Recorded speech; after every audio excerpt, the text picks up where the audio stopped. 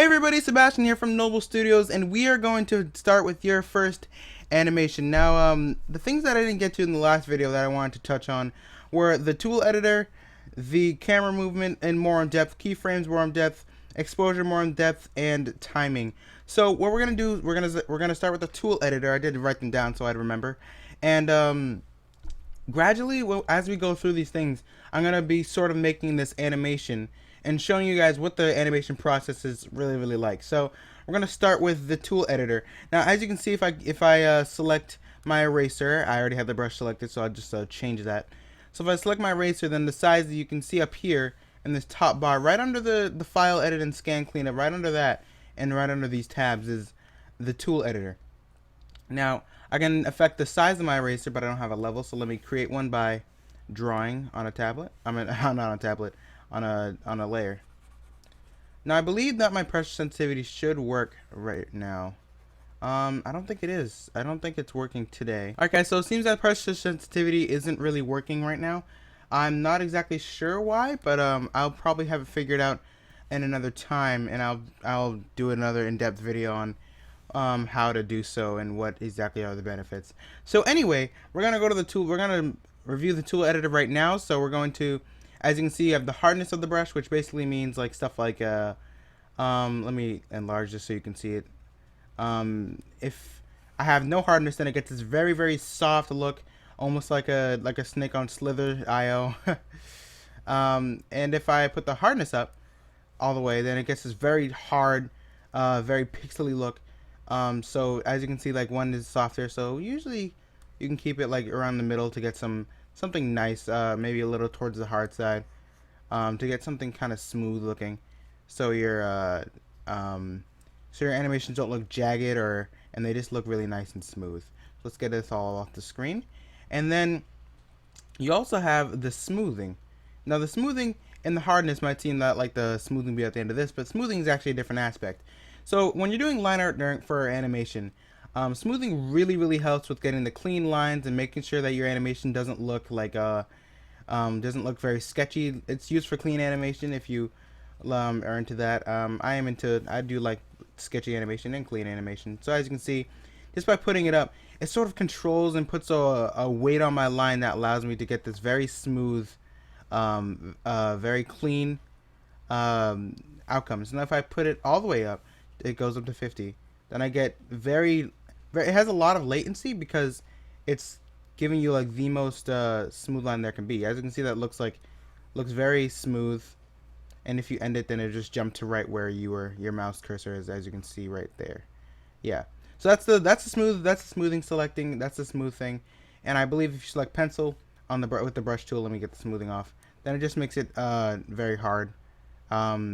I don't know, yeah, it just kind of disables the whole hardness thing. I believe that pencil is just like maximum hardness, so we'll just keep our hardness there. And then this is the max and minimum size. So if I did have pressure sensitivity working, it would be I would be doing fine right now, but however, I don't know why it's not. Maybe it's because I'm recording and it's taking up a little bit of the CPU that my pressure sensitivity usually would. And you can also set presets for your pencil. Say I want to set a preset where I'm doing line art. That sounds like a good preset. So I'm going to go over to 11 smoothing, because that's just the way I like to keep it, so I can have some control over it, but also have some good smoothing. My hardness isn't too high. My size seems, let's put the size down just a little bit. Like let's put it down. Let's give it to like 20. Doesn't seem like a bad line art if you just, yeah, like maybe 13. There we go. Doesn't seem like a bad size. So then we can go over to preset, and then we can do plus. And then we can preset and name it. We'll do line art. All right. And then we can press OK. So now that we're on a line art presets, we can always switch back and custom and line art, and we can always switch to certain things. Now, next up on our list is keyframes. Now, the next thing was actually on my physical list was camera movement, but I want to go over keyframes just in depth first. And this is a little bit of an example on exposure. Dragging this down will make the actual, I said this in the last video, will make the actual frame last for 20.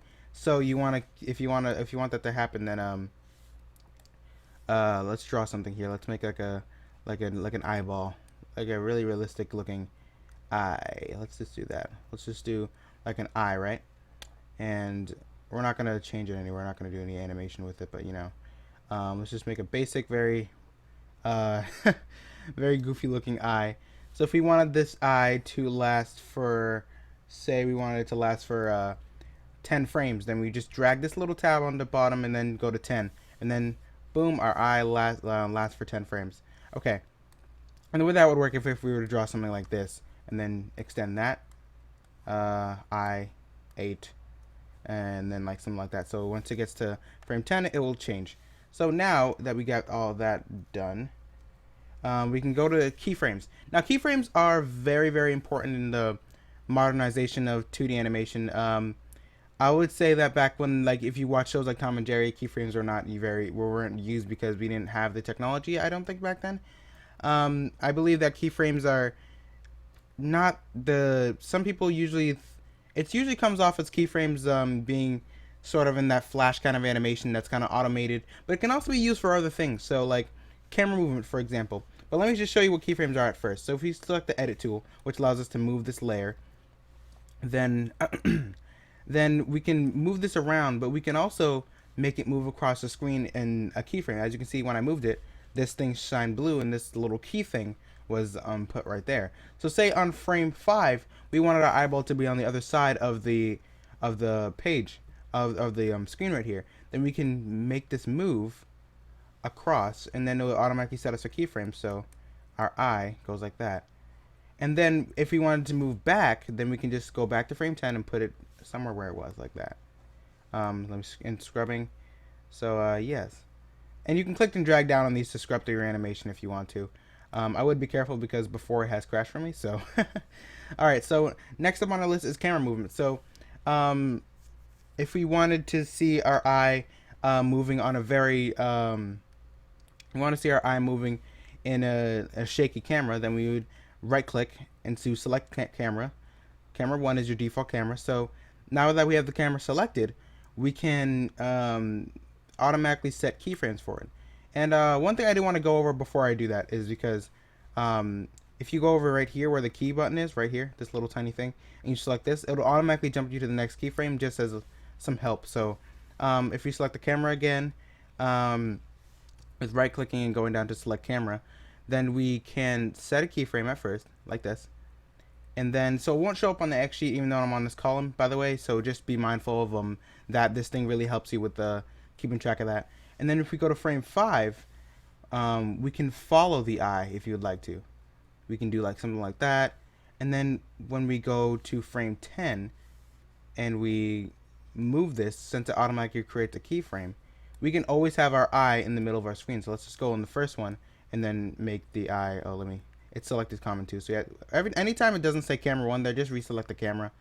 There's nothing really having a problem with that. So you can just make the camera follow the eye.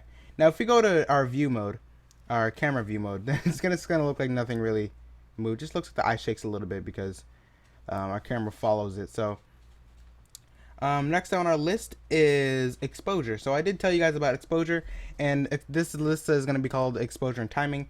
So I want to let's get rid of this. Let's get rid of all this. I don't want this here. You can get rid of keyframes by going to them and deleting them by right clicking on them, by the way. So okay, there we go. So now our camera keyframes are not deleted though. So in order to reset our camera, we can do something. It's a little complicated, but I will show you guys how to do it if you want to reset your camera. This is the way I usually do it. You go to the animation tab, and then you click this right here. You click this thing right here. If it's on this, then you click this, but if it's on this, then you don't have to do anything. You go to the camera one, actually no, you don't do that. You right click and you click new camera, and then you can just click this and then do activate to give yourself another camera that's not moved and it's completely new and you can use it. So exposure and timing. So let's give ourselves a little bit of something to work off of. So we'll just do the bouncing ball because it's very basic, everyone really understands, and we'll just start drawing this. Let me turn the smoothness off. Smooth, turn it off, and we'll make our bouncing ball. And by the way, right click, scroll down, activate onion skin, activates onion skin, and you can set which frames you want to see by clicking these. So if I want to see the next 3 frames, then I click that, and then I can just click them again to make them go away. So I really want to see the last frame like that, something very basic.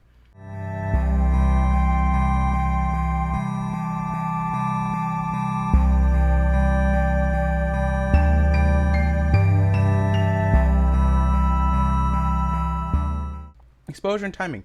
So if you guys want to have this first frame last for 2 frames, then you just click this and drag it down as I explained before, and then as you can see, it just stays there for a little bit longer than longer than the other frames. So as you can see, there's a little bit of a stop, and then if you drag this back. Now the thing I said about timing, about this being the exposure and timing video, is because if you select all these frames and then right click, you have this reframe option, which allows you to put the framing on 2s, 3s, and 4s. Now this is on 1s. So as you can see, every frame has a different drawing on it. That means it's on 1s. And if we put it on 2s, that means every frame would have every frame would have every 2 frames have the same drawing, as you can see. So as you can see, our animation will be a little bit slower. Yeah, it doesn't play as fast as our 1, but it's a lot slower. So if you deactivate on your screen, you can see that. Yeah, and then you can as you can see, the principle will be the same if we were to go to 3s. And as you can see, every drawing has 3 frames, which is it's very helpful and handy when coming to drawing, when making frames and not having to time them right every single time. You can just time them after you made them, because I made all the frames first and then I can time them after. And then you select all these, and then 4s is like the same thing. As you can guess, every drawing has 4 frames. So let me just go back to 1s. And one thing I did know is steps is sort of the same thing. You go step 2, except for it's not the same. It's sort of like a more of a layer, another layer to reframing. So let's say we reframe to 2, right? And then we select these again. If we select reframe 2, then it's not going to do anything. It's not going to add more frames. But if we add step 2, then we get a lot more frames. So if we really wanted this to go slow, then we go reframe 4, per se, and then we select all these. Just drag it down just a little bit, and then we go to step 4. Then each frame has such a long, we can give our frames a really long exposure with only a couple steps. So yeah, that's timing and exposure. And now that we're doing this, I think that we're ready to get on our first animation. So let's start up here. Let me think of something. Oh, here we go, like that. And that's gonna be the base of the head. That's gonna be the thing that in all those drawing tutorials that they tell you. But the head doesn't really change shape as it turns. I mean, you may see like the back of it may appear to be longer, and but in cartooning usually doesn't change. So we're going to use this as a base for our head, and then we'll draw the features here. And yeah, layer your keyframes where your head's going to be in its front view, its 3/4 view. So let's just make like a basic 3/4 like that, something like this. And then your head's going to be in its side view. So those are your keyframes. Now you can use your onion skin tool to see what you did before. And those are your key frames, the frames that are changing the most, the frames that you want to, the frames that are basic there, that are going to guide you to make your the frames in between. And in between will be another video, because in betweening is a very big subject. As you can see, the head does not change shape too much. Let me make this a little bit bigger, just a little bit. As you can see, I'm using the select tool, and I have it on freehand. And you can just sort of select it with your drawing pad and enlarge things. Okay, so if I have the head turned like that, sort of like that, and this is supposed to be the nose. This is the nose. Okay, so now that we have this, we have all our keyframes set out, and now we can start making our head turn. So if the thing I wanted to tell you that I've been sort of forgetting about is I call it the layering process, or the additive process, whatever you want to call it. It's because when you draw something, I want to get the jawline first, but on the same layer I want to also have the eyes and the mouth and everything, but I can't draw those all at once. If I were to go on this, drawing this, the eyes, nose, mouth, eyes, nose, mouth, and then eyes, nose, mouth, it looks fine because it's a basic drawing, but I might, if it had this been more complex, I might have lost like certain proportions and stuff like things like that. So Something I'd recommend is that you go through the animation focusing on one thing. So say I did the eyes, right? I did that. And then I would just focus on the eyes the entire time through the animation instead of doing everything at once. I would focus on the eyes specifically, like that. And then I would do this, and I would have the eye, like right here. There's a little, let me just move this down a little bit. I like this to be like down. Doesn't really follow the circle that much, but that's okay. Okay, maybe it does. I don't know, but yeah. So this looks a little weird. So then I can go through again, adding the nose, and then so I can just have this process where I don't go all at once for everything. I can just focus on one thing each time, and I found that for me, this really helps me animate for longer periods of time, because usually I have a short attention span, but like for animation, but this really helps me to, now this is a really bad example of a head turn, but it's just the sort of the proportions and what I'm trying to keep, and this circle isn't moving. The circle isn't moving and changing is why it looks very strange. And if I just keep going through, and let's say I want to add the mouth now, add the mouth like a, let me give him a frowny face, and you just add that throughout the animation, and you can just focus on one thing, and you'll be able to focus on one thing, so you won't be cluttered trying to keep proportions for all these things when you only have one focus, one main focus. Say you wanted the eyebrows now, like that. So that's my sort of process in animation in general. It does work for a lot of things, like it works for line art, works for sketching, and that's my favorite part of it. So I guess this is sort of our first animation, just showing you guys how to use the software, how to you know, do the things that you need to get through. Introducing you to the X sheet right here. This is our X sheet. It's not called the timeline in this. And that's pretty much it. So thank you guys so much for watching. I will be doing more tutorials, and I really hope you guys enjoy them, and I'll see you guys next time. Peace.